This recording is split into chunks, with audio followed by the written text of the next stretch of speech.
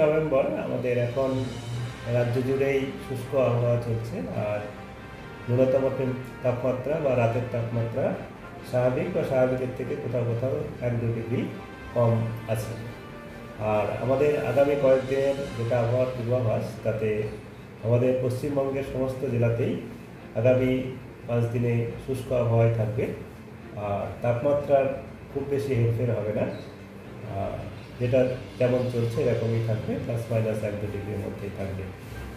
আর কোথাও কোথাও কোনো কোনো জেলাতে 1-2 জায়গায় হালকা কুয়াশা সকালের দিকে হতে পারে। কলকাতা তার পার্শ্ববর্তী অঞ্চলে মূলত দুপুরের দিকে আজকে আংশিক মেঘলা আকাশ থাকতে পারে, বাকি রাত্রের দিকে ধীরে ধীরে আবার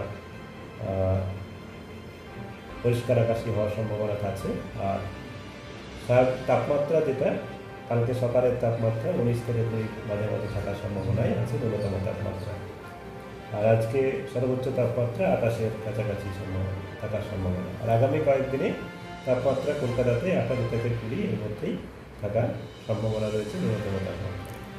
আর এখন আমাদের যেটা 21 তারিখ আগামী 23 তারিখ পর্যন্ত এটা নিম্নচাপে পরিণত হবে। আজ 21 তারিখ, আজকে ঘূর্ণাবর্ত আছে। 23 তারিখের মধ্যে নিম্নচাপ পরিণত হওয়ার সম্ভাবনা রয়েছে। আর তারপরে আরও 2 দিনের মধ্যে, মানে 25 তারিখের মধ্যে এটা গভীর নিম্নচাপে বা ডিপ্রেশনে পরিণত হওয়ার সম্ভাবনা আছে।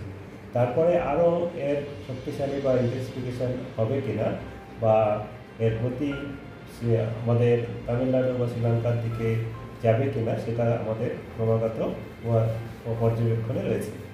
আর যেমন যেমন আপনাদের আপডেট তেমন দেওয়া হবে। তবে আমাদের কোস্টের জন্য কোনো সতর্কতাবার্তা নেই। তবে হ্যাঁ, একটা আছে, আমাদের আন্দামান নিকোবর এলাকার জন্য ভারী বর্ষা আর মৎস্যজীবীদের জন্য বা সমুদ্রে যেতে যেমন সামুদ্রিক যে সমুদ্রের যে অ্যাক্টিভিটি, সেগুলো বন্ধ করার জন্য বলা হয়েছে। 22 থেকে 25 অলরেডি আমাদের সতর্কতা দেওয়া রয়েছে।